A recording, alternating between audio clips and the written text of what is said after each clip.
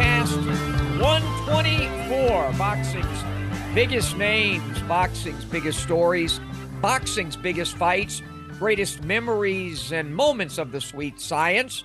We do it, and we do it all with Lee Groves. He's an author, writer, CompuBox counter, and historian. Lee, we're back after a few weeks. Of course, we were away at the International Boxing Hall of Fame. And by the way, we're going to recap the 2024 International Boxing Hall of Fame, which was year 35 there in Canastota. And we'll have some Smitty Says material a little bit later on. But we start out with some recaps of some pretty big fights this past weekend. Well, you're right about that. Last weekend saw a pair of important shows, one on Amazon Prime and the other on DAZN, and each show featured surprises. The main event of the DAZN show saw Liam Paro score a 12-round unanimous decision over Subriel Matias to win the IBF Super Lightweight Championship. And as amazing as this accomplishment was, and it was considering he defeated a Puerto Rican world champion in Puerto Rico on points. What's even more impressive is that Paro won his third consecutive match in which he was portrayed as the B-side. Recall in October 2022, he scored a first-round knockout over Brock Jarvis, who was 20-0 and trained by Hall of Famer Jeff Fennick. And then in December 2023, he stopped Montana Love in 6 rounds on the Devin Haney Regis Prograis undercard. And now we have this. And considering everything that Paro went through, and considering that he dedicated the fight to a friend who committed suicide a number of years ago, he promised that friend that he would become a world champion someday. And guess what? He did it.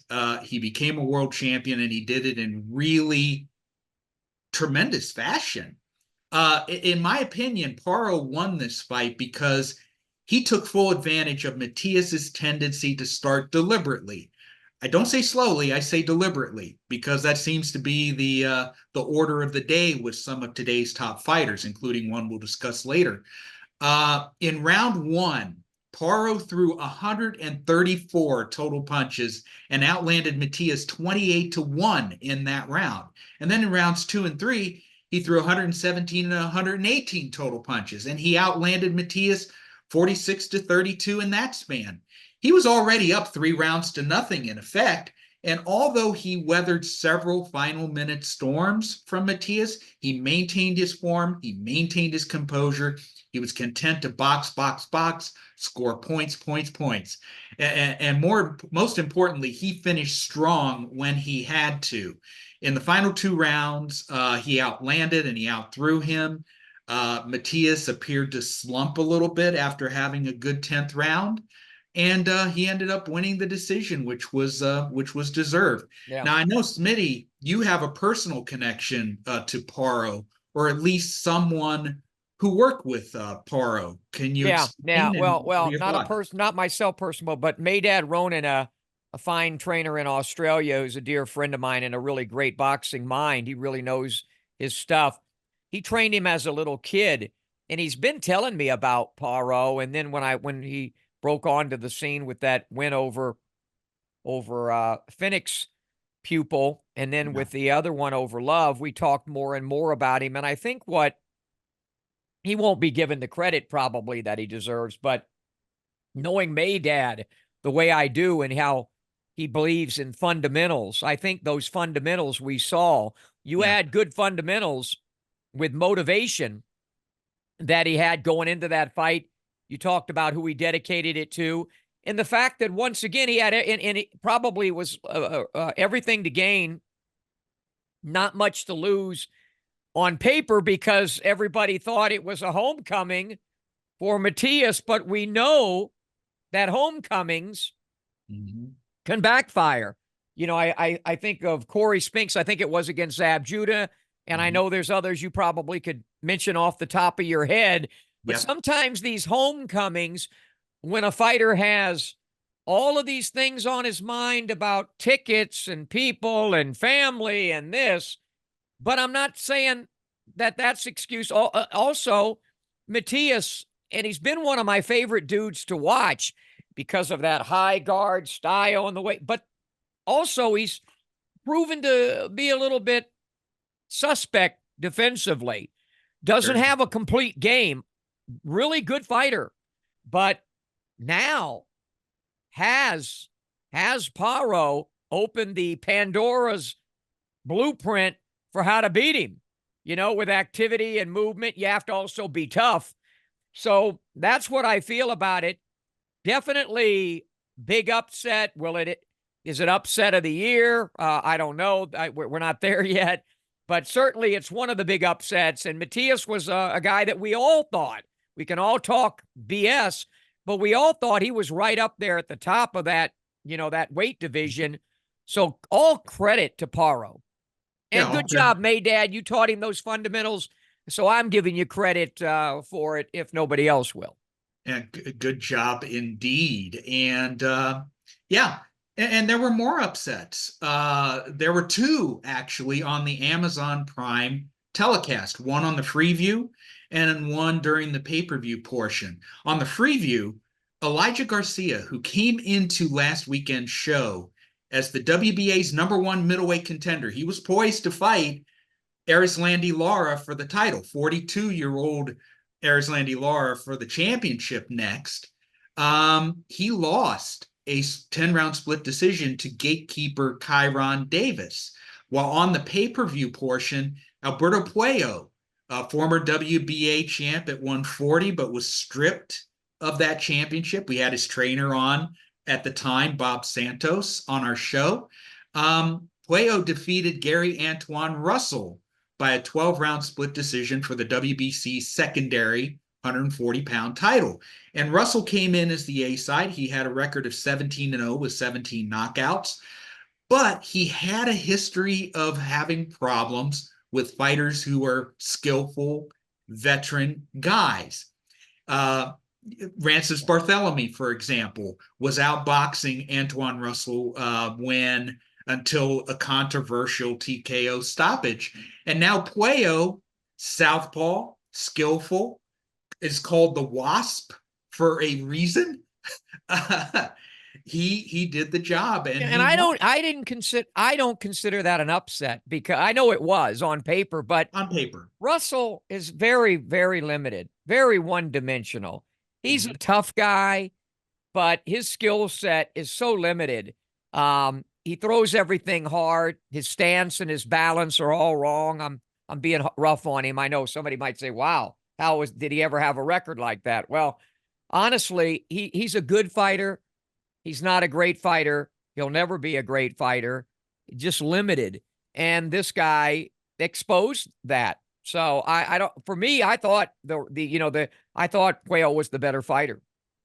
Yeah, Puello was a very talented guy. He was undefeated too. He had a Right, zero right. So this I fall. don't know how we call it an upset, but on paper, I know Russell would have been deemed the favorite. Was ringside at that fight, and the right guy won. It was close though. I mean, it wasn't a whitewash. Right. I think the right guy won it. His movement, and he was able to land some really good, clean, hard shots. Russell got off to a good start, but again, he's just like a really good, solid fighter. I just don't think he'll rise to that next level. Yeah. And meanwhile, the show opened, at least the pay-per-view portion opened, with Carlos Adames retaining his full WBC middleweight title for the first time with a rather dull 12-round decision against Terrell Gaucher. Gaucher, veteran, savvy guy, just like Puello. Did just enough to lose a lot of rounds, but he hung in there. He showed fairly well for himself. And it was nice that Adames was finally upgraded to full champion after waiting a long time for the Jermel, I think it's Jermel. Jamal, I get those messed up. Well, they're For both that messed up. situation, That's for sure. yeah, Jamal situation to clear up. Yeah. And that also ended with David Benavidez outpointing former 175-pound champion Alexander Vostik by a unanimous decision. He won the WBC secondary belt at 175 to go along with the one he has at 168. And then in the main event, Gervonta Davis retained his WBA lightweight title with an 8th round TKO against the previously undefeated Frank Martin, who we also had on our podcast not too long ago. Let's go through the fights and get your impressions. Any thoughts about Benavidez's performance and Yeah, the Gervonta's performance? Benavidez fight went like I thought it would go if Vostok had anything left, which he does. Those Ukrainians are very, very skilled. He comes from tremendous amateur pedigree and was a former world champion. He had a long layoff. His only blemish was to a guy that is a nightmare in Beterbiev, who's unbeaten. So I felt that, and he looked big. He looked like he came into the ring nearly 200 pounds to me. Huge. And then, so welcome to 175, David. David did what he had to do, but I think he hit a couple of things. I thought that there was something wrong with his right hand, the way he was acting. Yeah. And I think he said subsequently that there was. Also think that he hit a wall moving around a bigger guy. Weight doesn't matter until it does matter. There's so much discussion about weight, this weight, that weight. I'm always saying that now with rehydration, it doesn't matter that much, but it does matter when it matters. And I think that David throwing all of those punches and doing what he does, I think he hit a wall somewhere round 6 or 7. And I was waiting for him to catch a second win. I don't think he ever really did. And if he did, it was nullified by Vostok, who, was there more to, it seemed almost like a glorified sparring session to me. And like he wasn't really, by Vostok, he wasn't really setting down on his shots at all. He was just trying to box, frustrate, and not get himself in a situation against the ropes where the monster can turn into the monster, the Mexican monster. And I want to say this, and I think this might be a good thing. I know Mike Tyson gave him this name, the Mexican monster. There's only one monster in boxing right now. There's a predator, and we're going to talk about him in a moment, but the monster's from Japan. David isn't even a devastating puncher. He's a volume puncher with power, and with his size and with that power and that volume is amazing at 160, 168. 168, not 175. Maybe later on in his career, maybe.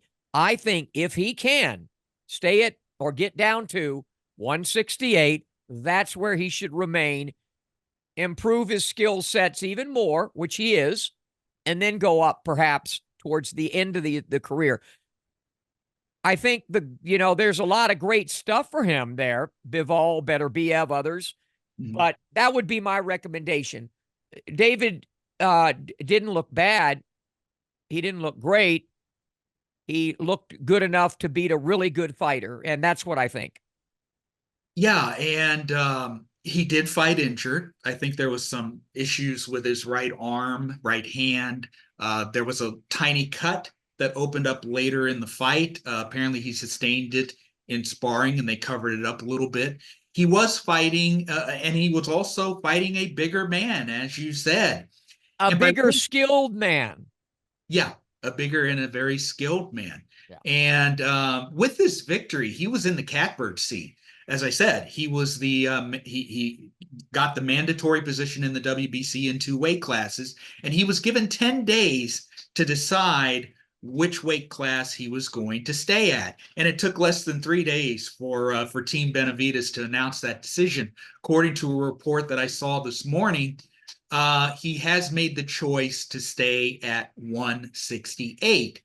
And that's really a wise decision, right? Really, because right now at 168, he's in position to fight Canelo in September.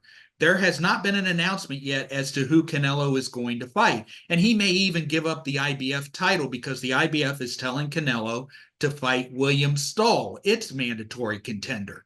So Benavidez could be having a big fight against a smaller man for Right. lots and lots and lots of money next, as opposed to staying at 175, where he would have to wait out the result of Bivol and Beterbiev in October, and then after that he may have to wait out, the choice of the undisputed champion as to which mandatory he's going to go after.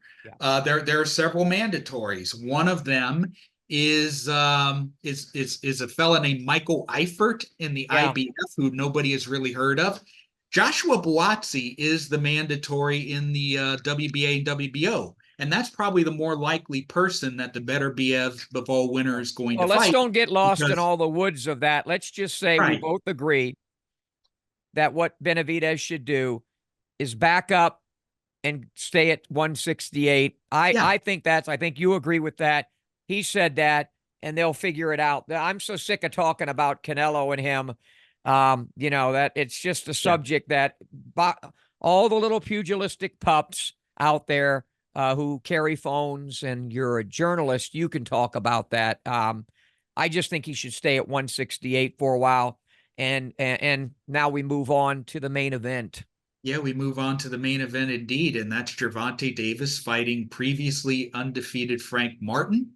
He got off to his usual deliberate start, but then once he identified all the things that he needed to identify, he turned on the jets, and the finishing sequence was just amazing. He got him on the ropes.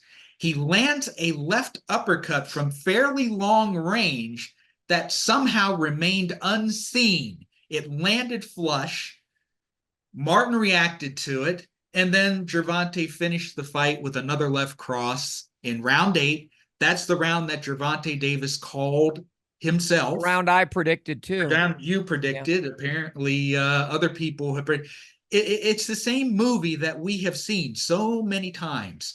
Gervonta's losing rounds, but always thinking in his head for the next move.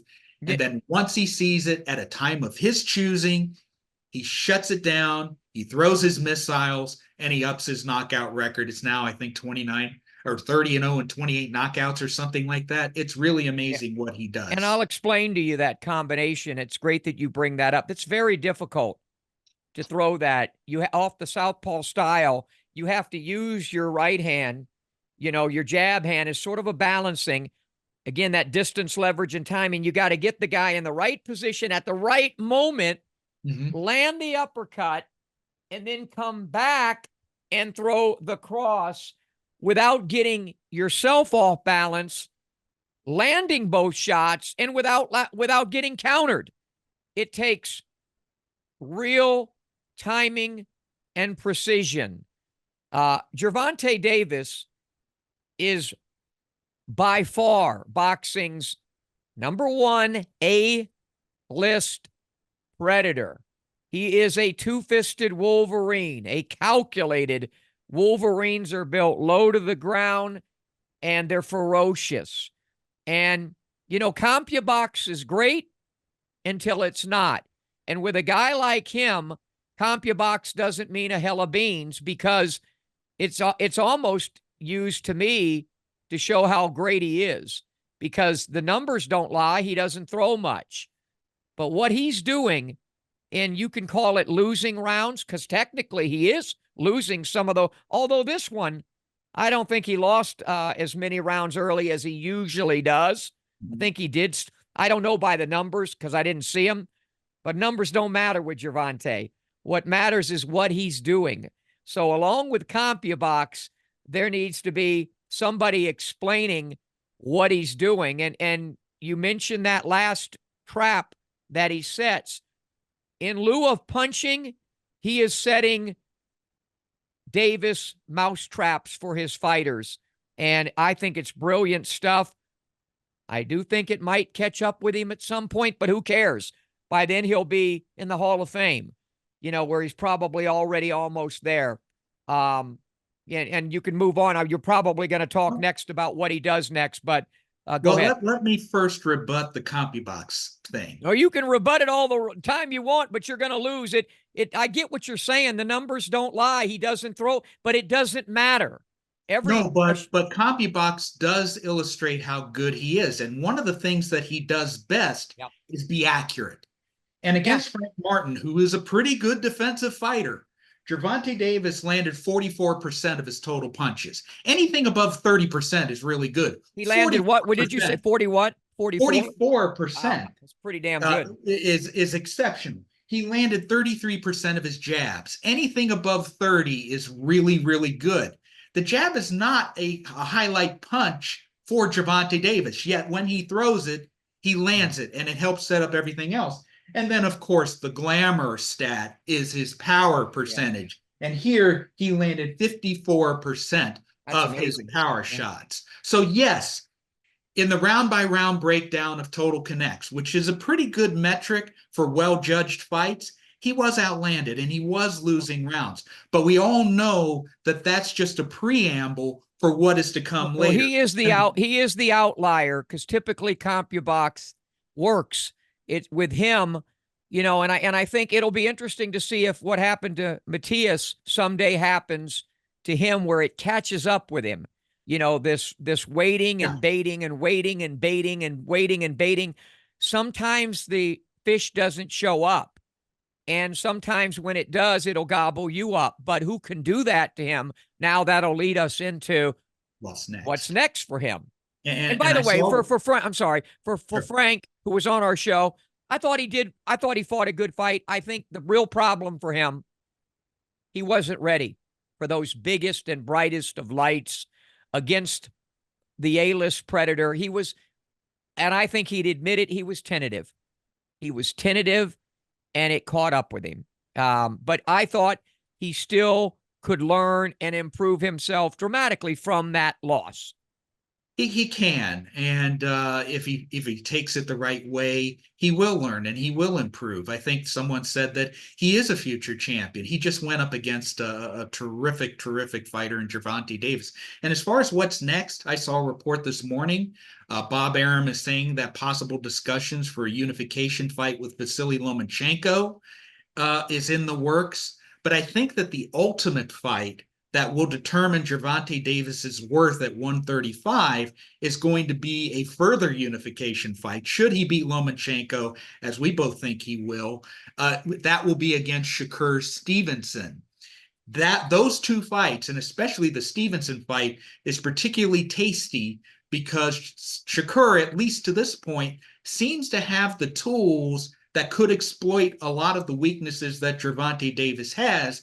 And we don't know about Shakur Stevenson's chin, and that could be exploited by Gervonta. Yeah, both Lomachenko and Stevenson have the skill set to give Gervonta problems. However, with Lomachenko, the lack of size and the amount of age and wear and tear is what'll be the difference there. Whereas with Shakur, he's young and longer and patient, and I think that he would give Gervonta a lot of trouble in that, but we have a lot of time to break that one down. But it'll probably be Lomachenko. We've seen this in boxing forever, the passing of the torch, the passing of the guard, or whatever. I personally hope, because I like Loma so much, I hope we don't see it. I hope it just gets right to Shakur, because I don't want to see, Lomachenko go out that way. Yeah, I totally understand that, but business is business, and Lomachenko could not have had a better preamble for a possible fight with Gervonta Davis than what he did in Australia to George Kambosos. That was a really good. Just one hell of a difference between an A-list predator and a Kambosos. And on that note, we'll take a little break. And we'll be back with more in this corner of the podcast, 124. Back with more right after this. I got two options. Option one, I can accept defeat. Option two, I can get up. I can get tougher. I can get faster. I can get stronger. And then I go get mine.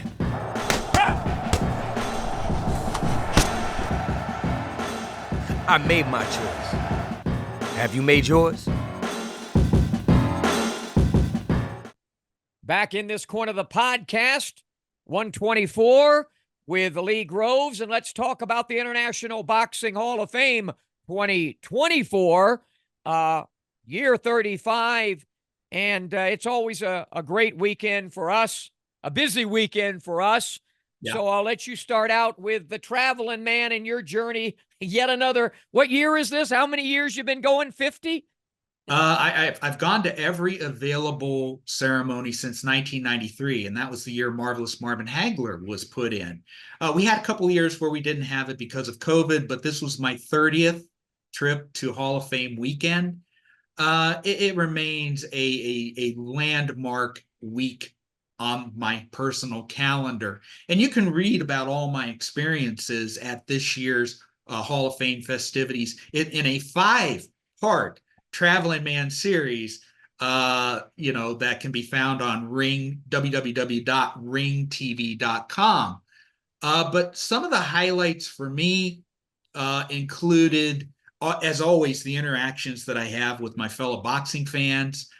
You can't get more deep and diverse boxing talk face-to-face than you can have at the International Boxing Hall of Fame. If you're a boxing fan, you've got to come to this at least once. And once you experience it, you're going to be like me and come every year after that. What struck me strange, though, was the people who would come up to me and ask for my autograph and to ask for me to pose for pictures with them. There were a number of people that have done that. It's still very strange to me because I still see myself as a boxing fan who just happens to have pretty big platforms like this show here and Twitter and the shows that I get on and Ring TV and Ring Magazine, all these other things that I do. But it really is a affirming thing for me. And,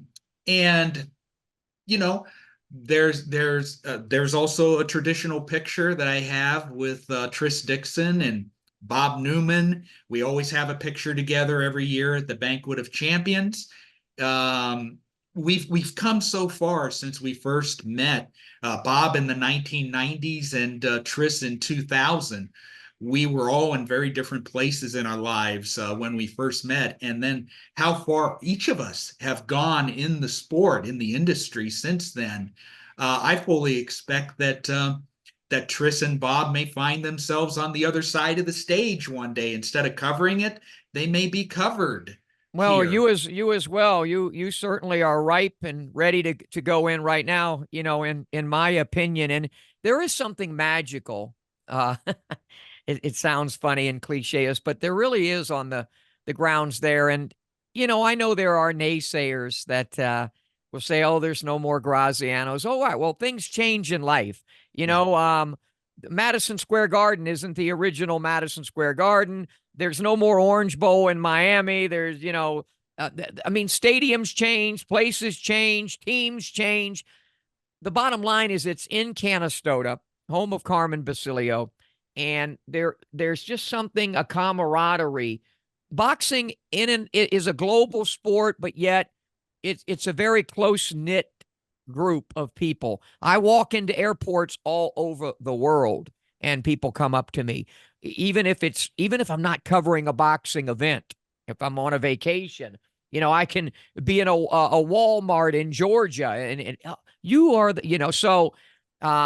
There's something special, and when you close it in and get everybody right there in Little Canastota for that weekend, and then you're surrounded by, Michael Moore and Ivan Calderon and Ricky Hatton and Jane Couch and Ana Marie Torres and the like and all the others, and then it just is something, creates a pugilistic magic that is unmatched in other halls of fame.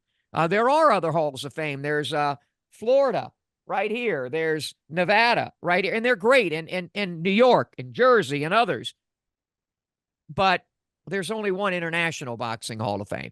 And to a person, the athletes getting inducted and others getting inducted, it truly has a profound effect and impact on them, I think, for the rest of their lives. And that's what it's supposed to be about.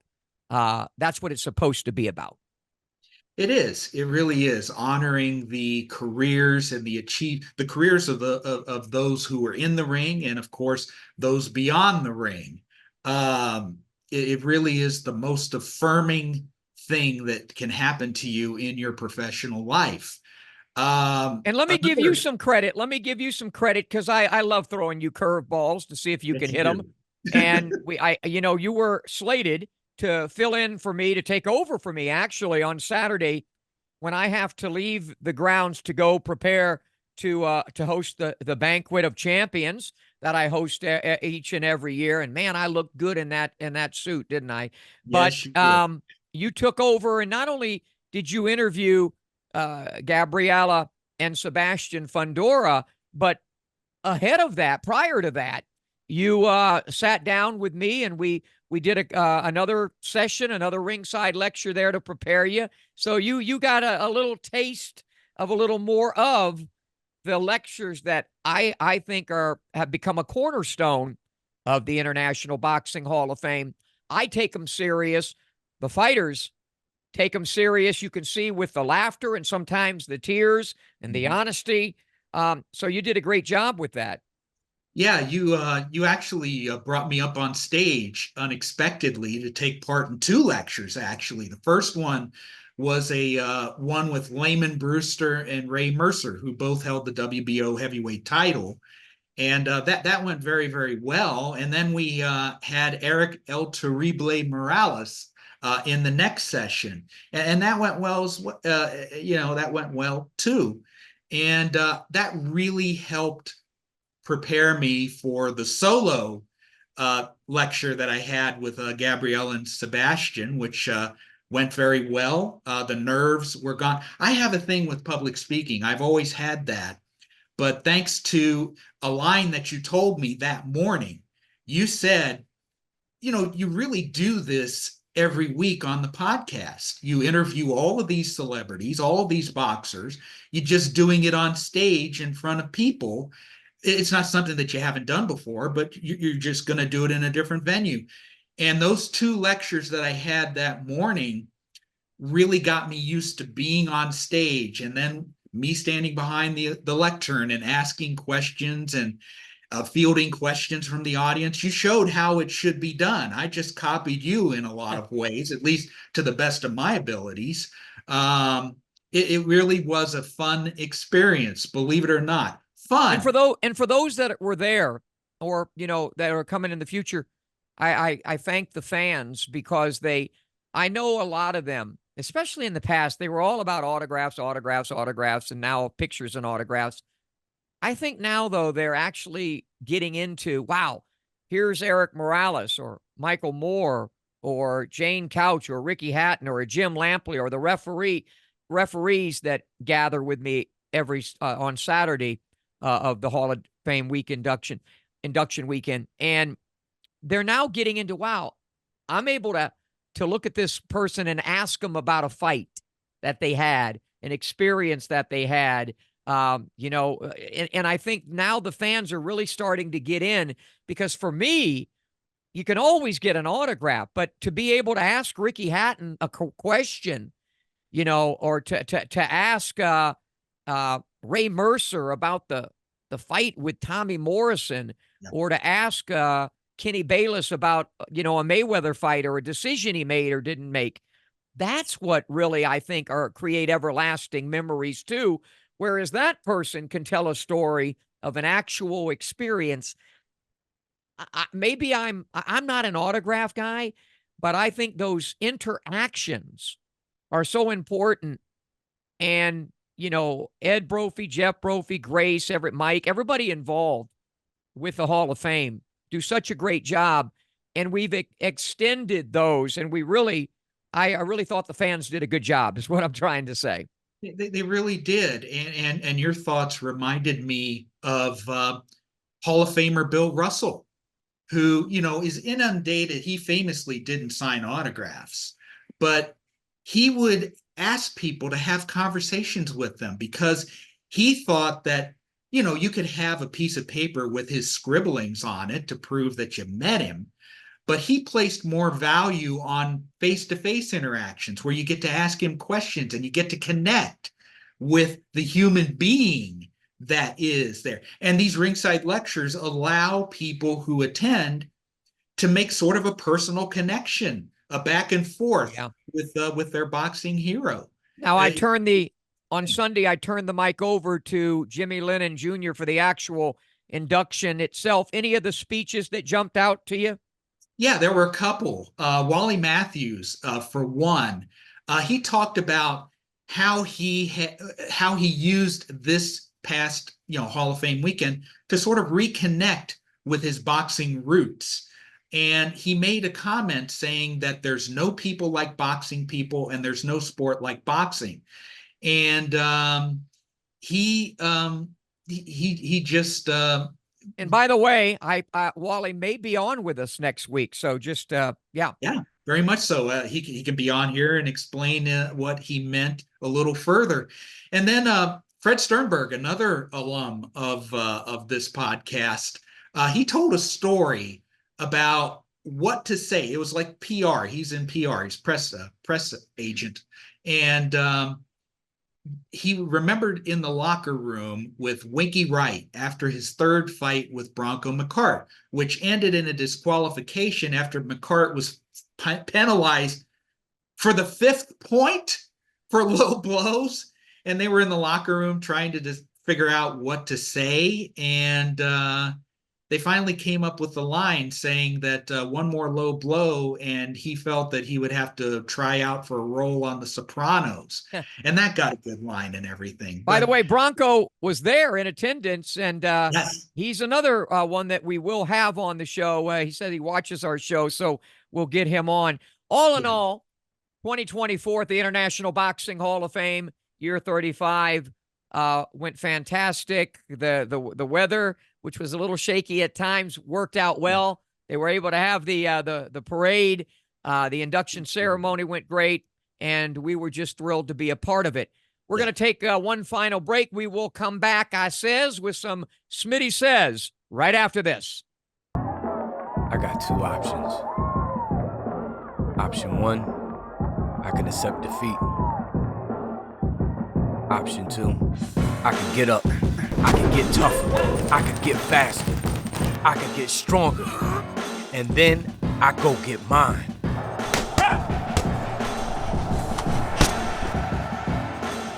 I made my choice. Have you made yours?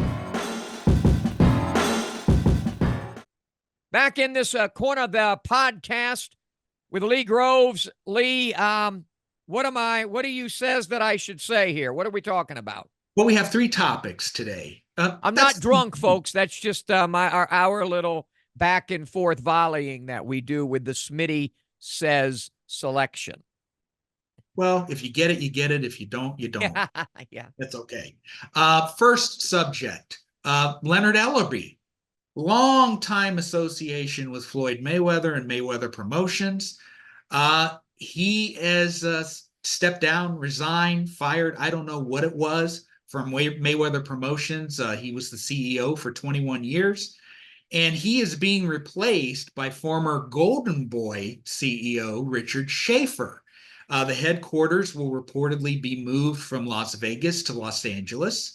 And in Joe Santoliquido's story on ringtv.com, apparently one fighter under the Mayweather umbrella did not take well to this news, and that's Gervonta Davis.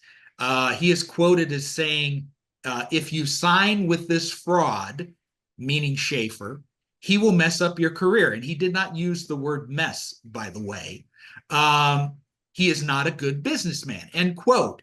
And Mayweather responded with an Instagram post featuring the Davis Martin fight poster with the word canceled across it, and to which Davis responded and said that Mayweather was a bitter bitch. So there's not a lot of happiness in Mayweather Promotions land.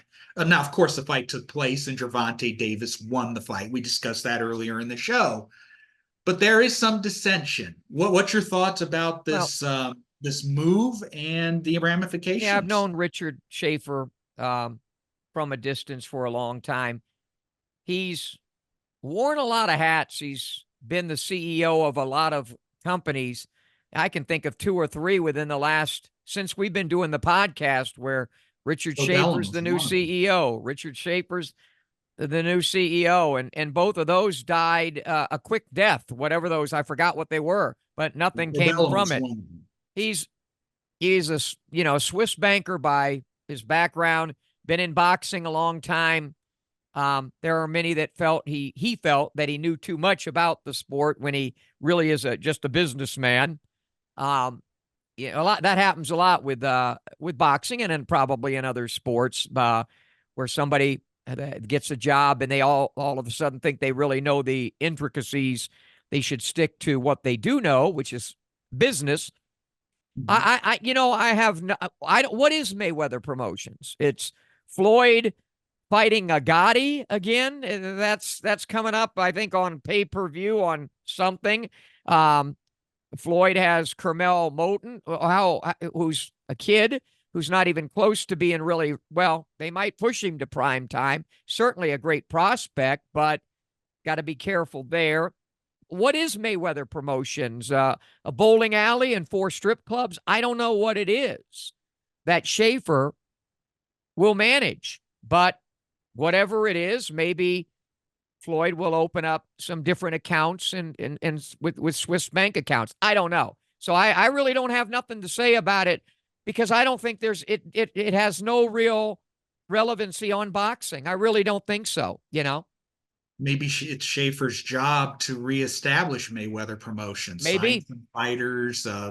Let's hope he does a little bit better than he did in his last 2 ventures, which I'm not saying they were his fault, but absolutely nothing came of them, right? I mean, didn't Regis got involved with? He was. And that lasted about 30 seconds. So, all right, what's next? Well, sticking with the business of boxing, which we seem to talk about constantly on this podcast, I'd rather talk about the fights and the fighters. But a few days ago, news broke of a potential Saudi boxing league.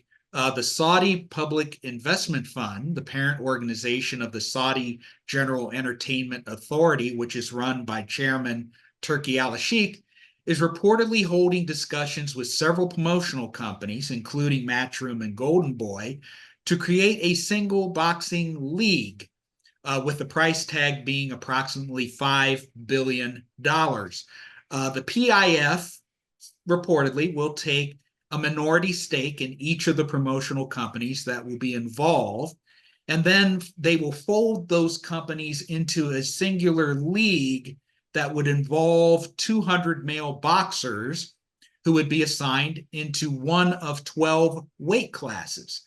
The PIF would then dictate who these boxers will fight and when they will fight. So that will address the issue of inactivity. That's a good thing. And I know that a boxing league has been talked about for many, many years. Max Kellerman, when he was on Friday Night Fights in the 1990s and early 2000s, he touted the benefits of a boxing league. But there are some negatives here, and these negatives were expertly detailed by Gail Falkenthal at nyfights.com. And first, women boxers and prospects are going to be excluded from this venture. What do you do with them? Second, what will happen to smaller promotional companies such as Boxer and DeBella Entertainment, Salida Promotions, Eye of the Tiger, CES Boxing, Star, Banner, What happens to those entities and those fighters? And then third, such an arrangement would not even be legal in the United States, thanks to the 1996 Professional Boxing Reform Act and the 2000 Muhammad Ali Act. And, a lot of, boxing is still a global sport, but there's still a lot of big business that takes place in the United States. So you wonder what happens in that circumstance. And finally, many people still have misgivings about Saudi Arabia in general due to its treatment of women, and especially the murder and dismemberment of Saudi dissident journalist Jamal Khashoggi in 2018. there's still some issues there. And there have been people who have refrained from traveling to Saudi Arabia or having anything to do with what's been going on over there the last couple of years because of those misgivings. What are your concerns? Me included. Yeah. So what does Smitty say, or Smitty says? It's not exactly grammatically correct, but what does Smitty says about this? Well, what I say and says is that what are their motives? What are their real motives on paper? Some of what you said looks real good. It's like what UFC is doing. Simply, I actually think it can be done even with the way we have it, with just a little more structure to lay everything out to them. I have misgivings about that because I don't know their intention, their motives, monopolization of boxing, which, part of the allure of this is the red light district is kind of sexy if you handle it the right way. The bottom line is all we really want to see, boxing fans want to see, are the great fighters fighting one another within a time frame that makes sense, and having them, be put in a position to get up the ladder, reach the ladder, win a title, and then defend the title against the others coming up, not just the men, but the women as well. And the fact that they would exclude women, that right away wipes it out for me. Yeah. For me. So there's good, bad, and uglies. I don't think we know the goods. Well, we know a few of the things that could be good. And by the way, the Saudis and Turk, they're already doing that. They've made some great fights that we wouldn't have seen. That's good. If they can continue that and not form an entire monopoly, then I would all be for it. But to just go about it in hand boxing to Saudi Arabia, I don't like the fact that golf almost did that. So that would be my says on this as we speak. And then the final subject, you talk about the good, bad, and the ugly. Well, we're going to talk a little bit about the bad and particularly the ugly here. And that's our buddy Ryan Garcia. He's at it again. And this time his antics involve Jordan Plant, who is the wife of former 168-pound champion Caleb Plant. He said in several social media posts that he had sexual relations with Jordan Plant before Caleb met, married, and had a child with her. You were the one who told me about these posts, and you had some very strong words about them. Tell them what you told me in our phone conversation. Well, it's been a few days, and I certainly will leave out the expletives that I had, but it's just disgusting and revolting and vulgar. And Caleb doesn't deserve that. Certainly Jordan doesn't deserve that. Boxing doesn't deserve that. In any of the pathetic boxing, I won't call them journalists because 95% of you are not journalists. You carry a phone and you chase fighters around like little obsequious, sycophantic punks to try to get a comment so that you can put it up and get a post. And with something as salacious as what Ryan gives you every day, you build your little social media platform. You don't know a damn thing about boxing. And if you had any class other than reporting something like him getting arrested for trashing a hotel in Beverly Hills or flunking a drug test, a PED test, or coming in overweight, those are things you report on. All the other stuff is garbage. And right now, Ryan Garcia is garbage. I want to give him the benefit of the doubt because I know something's way off.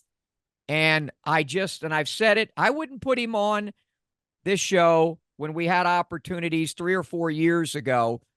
I've never wanted anything to do with him. But I always wanted to try to give him the benefit of the doubt because I was young once. I was crazy, and I had $50, not 50 million. So, but never would I do something so reprehensible to another human being for no reason. Ryan's doing the same thing that the journalist who chase him around. He's just saying anything to get hits rather than going in a gym and improving his boxing skills, learning how to make weight, doing things without PEDs. He's doing it all wrong. And you know what? I don't even think he's reached his darkest hour yet. And I don't know what that's going to be, but the boy needs help. He does need help. And I know that you were kind of wondering what I thought about these particular posts. And I agree with you. They were vulgar, they were inappropriate, and they were puzzling to me, as well. And I'm puzzled because why would Garcia pick a fight with Caleb Plant? It's not like they're going to meet in the ring. Garcia is a welterweight at least. He's talked about going up to 154, and Caleb Plant is a 168 pounder. And I don't even know what started this in the first place. And Caleb's gone through enough tragedy and stuff in his life. Yeah. I don't think nobody deserves it. But, Caleb's basically a good guy. He's a good dude. Yeah. And Jordan is a reporter, and she's improving, and she's, becoming a good broadcaster. So let's find a way to not end the show on Ryan Garcia. Let's just say that it was a great couple of weekends. We had the International Boxing Hall of Fame, and congratulations to all the fighters and others that were inducted. And we had some really good fights. Paro with the big upset of Matias. And then you had David Benavidez winning his debut at $175 against a former world champion. And you had Gervonta proving once again he is boxing's #1 A-list predator. Anyway, great job at the Hall of Fame and here on this show. Hopefully next week we'll get Wally Matthews, one of those inducted last week at the International Boxing Hall of Fame. Until then, so long, everybody.